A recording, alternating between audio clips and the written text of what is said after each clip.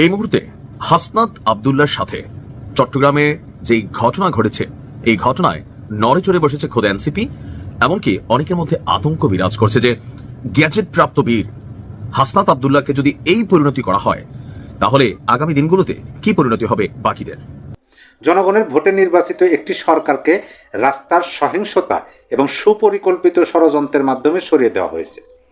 আর এখন সেই অবৈধ কাঠামোই নির্ধারণ করছে কোন দল নির্বাচনে অংশগ্রহণ নিতে পারবে আর কোন দল পারবে না। এটি কেবল গণতন্ত্রের প্রতি উপহাস নয়, জনগণের মৌলিক অধিকারের প্রতি চরম অবমাননা। যুক্তরাজ্যের সংসদ সদস্য Bob Blackman, gym Shannon, জাস Athwal এবং ক্রিস ল এর বিবৃতিতে স্পষ্টভাবে উল্লেখ করা হয়েছে যে বিএনপি প্রার্থী আব্দুল আল মিন্টু অশ্রাব্য ভাষায় গালিগালাজ করেছেন, ব্লাডি সিটিজেন বলে গালিগালাজ করেন এবং বল প্রয়োগের চেষ্টা করেন। আপনারা নির্বাচনের আগে ইস্ত্রি করা পাঞ্জাবি আর বড় টুপি পরে একদম ইরি খেতে নেমে যান। এই মানুষের হিপোক্রেসি এখন এগুলা বুঝে। এলিটিসিজম মারাইতে আসে আমাদের দেশে। এই রাজনৈতিক এলিটিসিজম তারা যেন ঘরে রেখে তারা যেন জনগণের সামনে আসে। আসসালামু আলাইকুম রহমতুল্লাহ, সবাই কেমন আছেন? আশা করি সবাই অনেক অনেক ভালো এবং সুস্থ আছেন। সবাইকে স্বাগতম জানাচ্ছি আমাদের অনেক নতুন ভিডিওতে। প্রতিদিন মতো আমি আব্দুল সিরিয়াত ফারুকি। দর্শক, আজকের ভিডিও টাইটেল এবং থাম্বনেল দেখে ইতিমধ্যে বুঝতে পেরেছেন আজকে কি বিষয় নিয়ে কথা বলবো। খুবই গুরুত্বপূর্ণ একটা বিষয় নিয়ে কথা বলার জন্য আপনাদের মধ্যে আবারও চলে আসলাম। দেশে যে রাজনৈতিক চলমান পরিস্থিতি চলতেছে তার ধারাবাহিকতা আজকের ভিডিওটা। আমরা ইতিমধ্যে ভিডিওর শুরুতে বেশ কিছু অংশ দেখে বুঝতে পেরেছেন আজকের ভিডিওটা কতটা গুরুত্বপূর্ণ হতে চলেছে। তাই আমরা বেশি কথা না বলে মূল আলোচনা চলে যাচ্ছি। তার আগে আপনাকে বিনীতভাবে রিকোয়েস্ট করবো, যারা আমাদের চ্যানেলটিতে এখন তো সাবস্ক্রাইব করে সাথে থাকবেন, যারা ইতিমধ্যে সাবস্ক্রাইব করেছেন তাদেরকে অসংখ্য ধন্যবাদ জানিয়ে আমরা আলোচনা চলে যাচ্ছি।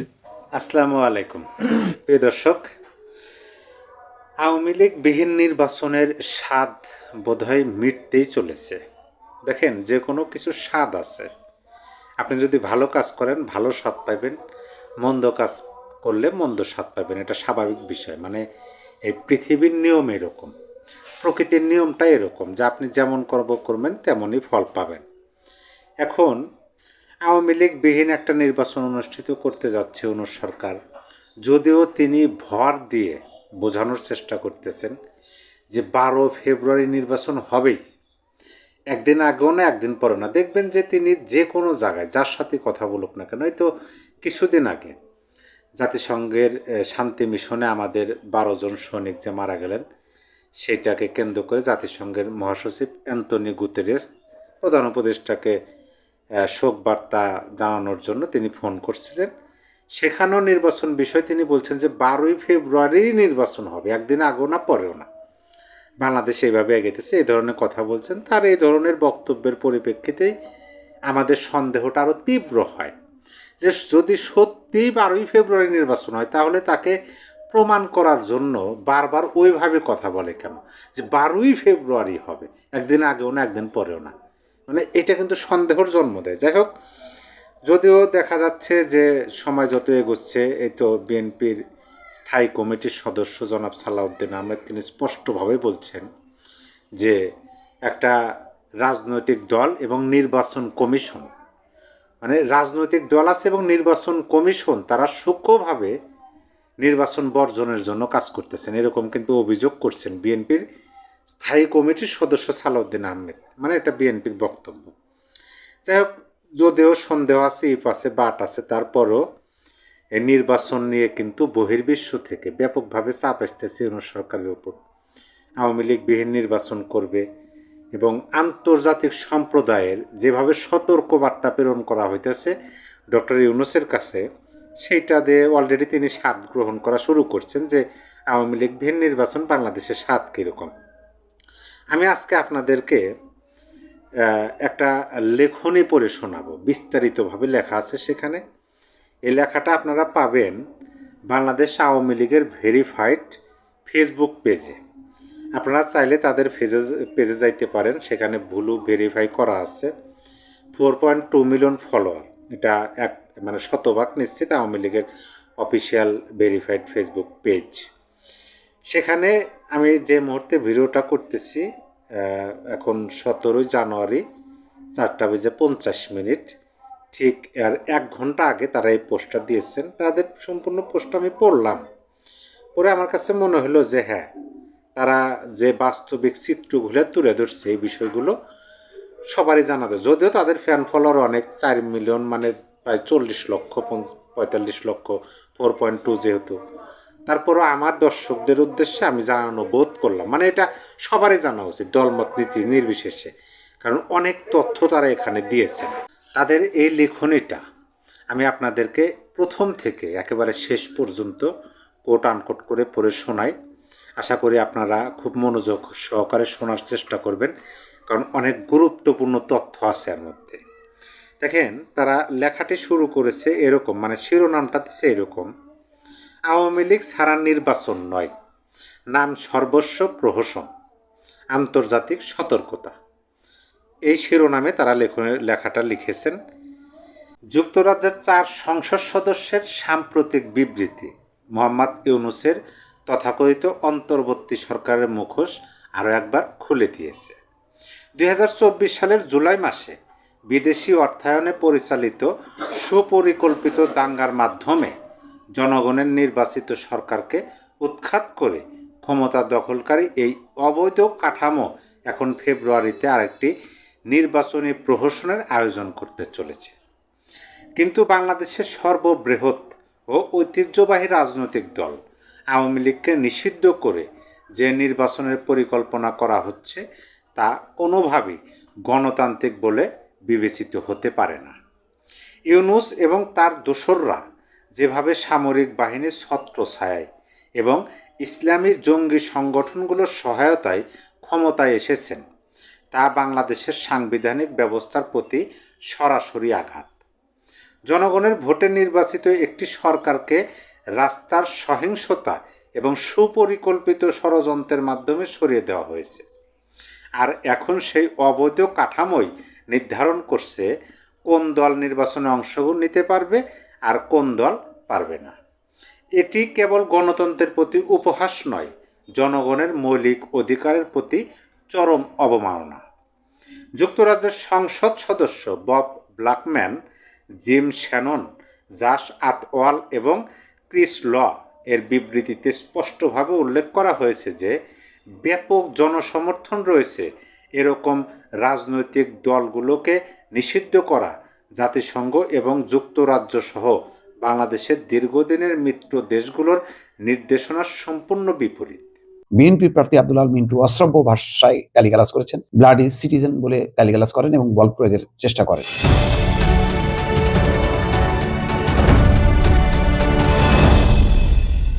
খুবই মাঝে মধ্যে অনাকাঙ্ক্ষিত পরিস্থিতি। মনে হচ্ছে যে পরিবর্তন আসলে হয়নি। আমরা যেটা বলি যে মানে আওয়ামী লীগ ফ্যাসিজম উৎখাত হয়েছে, এখন সুবাতাস বইছে। কোথায়?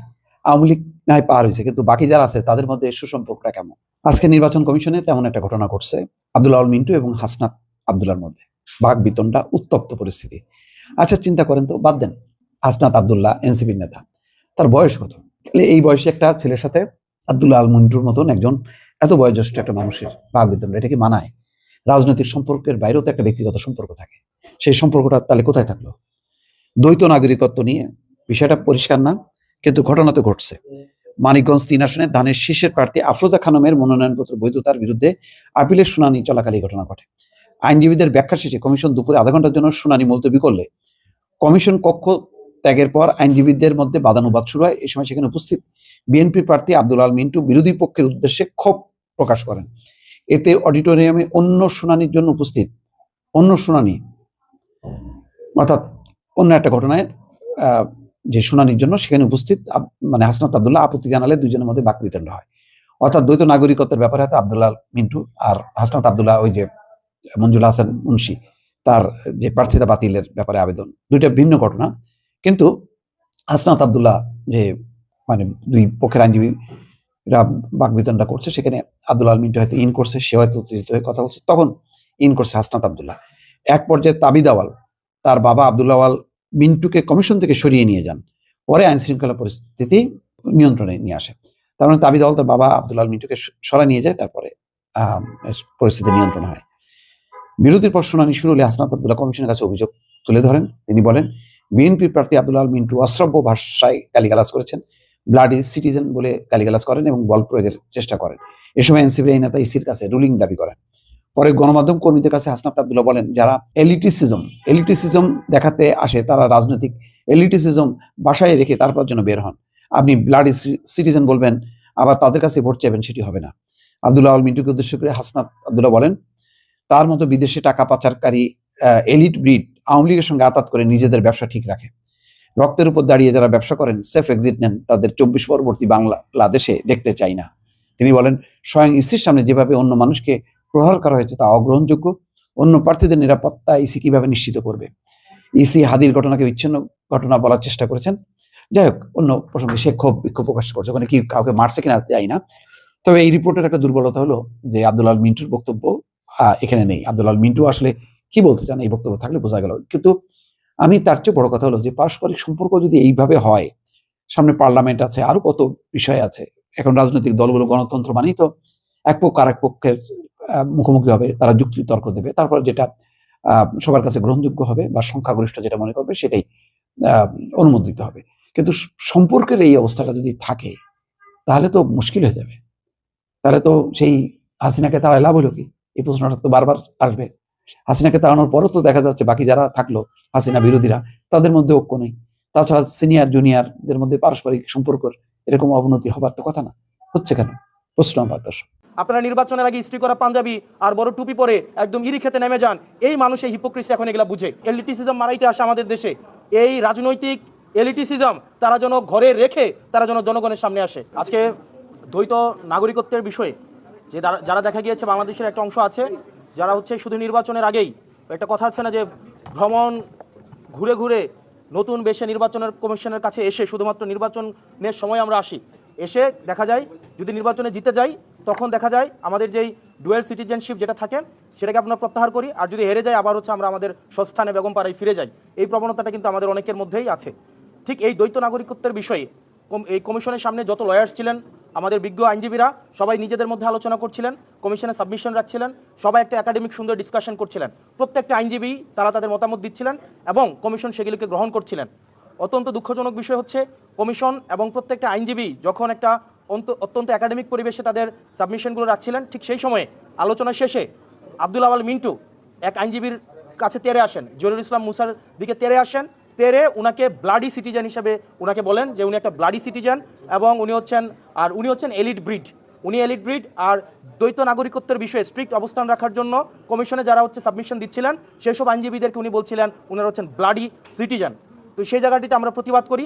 দেখা যায় সেখানে আব্দুল আওয়াল মিন্টু আইনজীবীদের উপরে তেরে আসেন, ভার্বালি অ্যাবিউজ করেন এবং দেখা যায় তাদেরকে বিভিন্ন গালাগালি করেন। আমি সেটিতে প্রতিবাদ করি এবং প্রতিবাদকালীন আব্দুল আওয়াল মিন্টু সাহেবের ছেলে জনাব তাবিত আওয়াল উনি ওনার বাবাকে কমিশন থেকে নিয়ে যান এবং এই বিষয়টি নিয়ে আমরা হচ্ছে কমিশনের দৃষ্টি আকর্ষণ করি যে কমিশনের ভিতরে দেখা যায় কিছু কিছু প্রার্থী আছে এভাবে আইনজীবীদের বিরুদ্ধে তেরে আসে, আবার কিছু কিছু প্রার্থী আছে যারা কমিশনের বাইরে অন্য প্রার্থীদেরকে পিটাতে থাকে।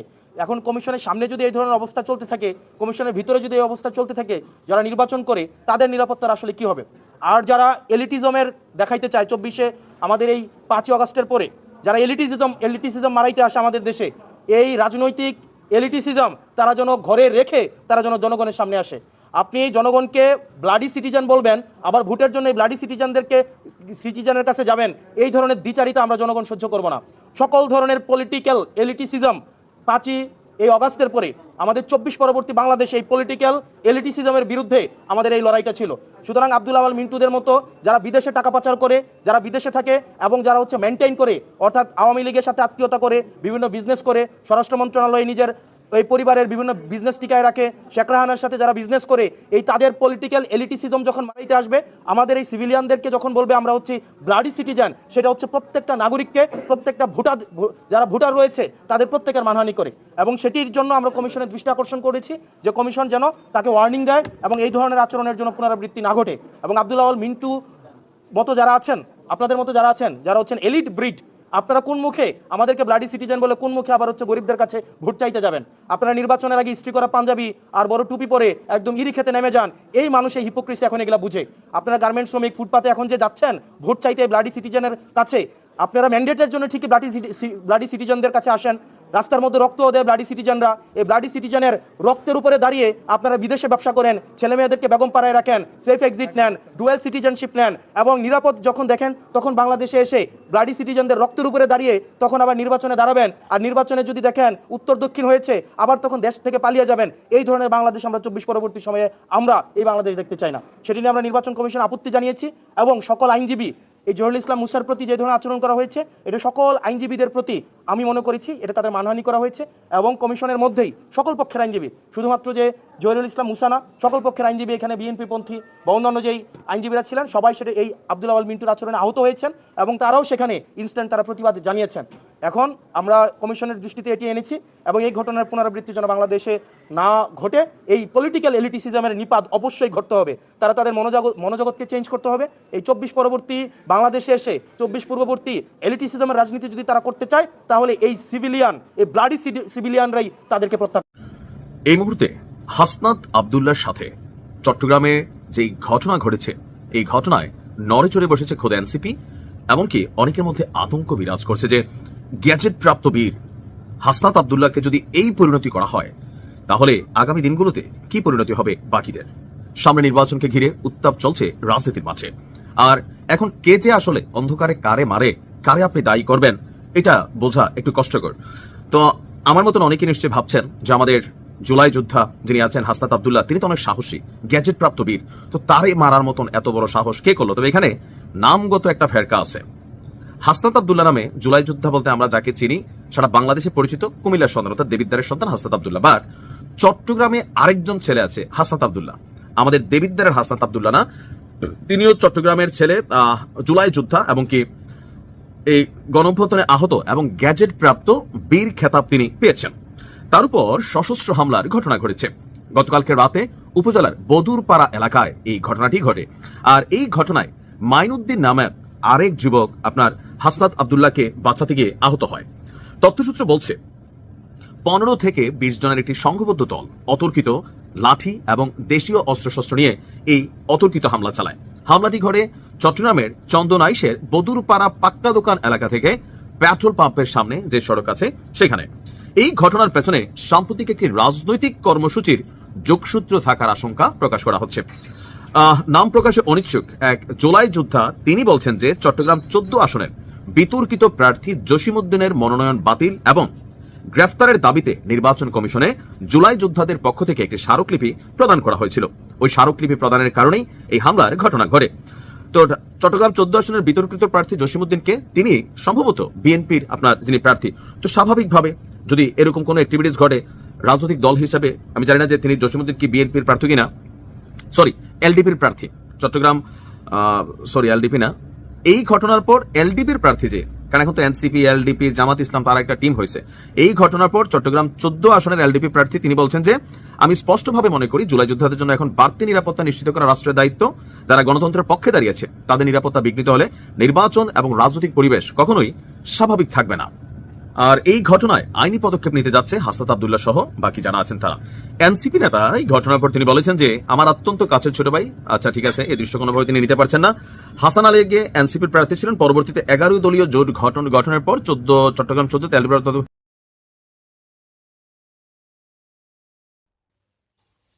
তো দর্শকের বিষয় নিয়ে আপনার মূল্যবান মতামত অবশ্যই কমেন্ট করে জানাতে ভুলবেন না। ধন্যবাদ সবাইকে এতক্ষণ সাথে থাকার জন্য। ভালো থাকুন, সুস্থ থাকুন, আমাদের চ্যানেলের সাথে থাকুন সাবস্ক্রাইব করে। আল্লাহ হাফেজ।